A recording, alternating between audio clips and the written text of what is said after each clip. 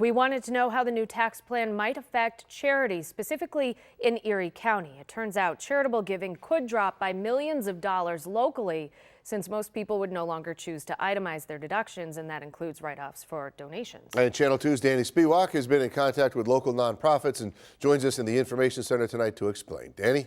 Yes, Scott and Kelly, I've been in contact with United Way's Research and Policy Director here in Western New York. She referenced a study from Indiana University that shows charitable giving could drop by $19 million in Erie County as a result of this tax plan.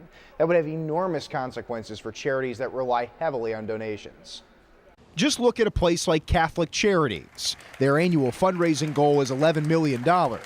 But Sister Mary McCarrick says she's been told to expect a 2 to 5% drop in giving from large donors when the new tax code takes effect. Well, we have to cut back on services. That would be the only possibility, the only possibility we have. The projected drop from large donors could impact everything from food pantries to counseling services. If we lost 2 to 5% of that money, that would be a very significant problem for an $11 million appeal. This has everything to do with the standard deduction. The GOP plan increases it to $12,000 for single people and $24,000 for families. So most Americans will take the standard deduction, leaving only 5% to take the itemized deduction, which is the only way to claim charitable giving.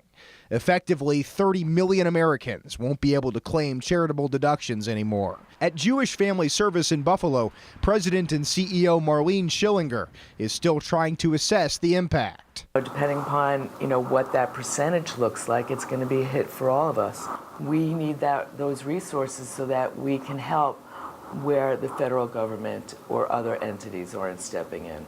So we fill the holes. As for Catholic Charities, they remain optimistic. We're seeing a growing number of people who are not church affiliated, realizing that the majority of people we serve are not Catholic, and they're coming on board to help us. So I'm hoping that that will work against any national trend.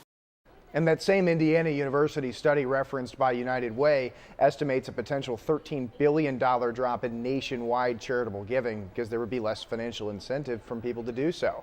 United Way had urged both parties to fight for an amendment that would extend the charitable deduction to all taxpayers, but that didn't make it in the final plan. Danny Spiewak, Channel 2 News.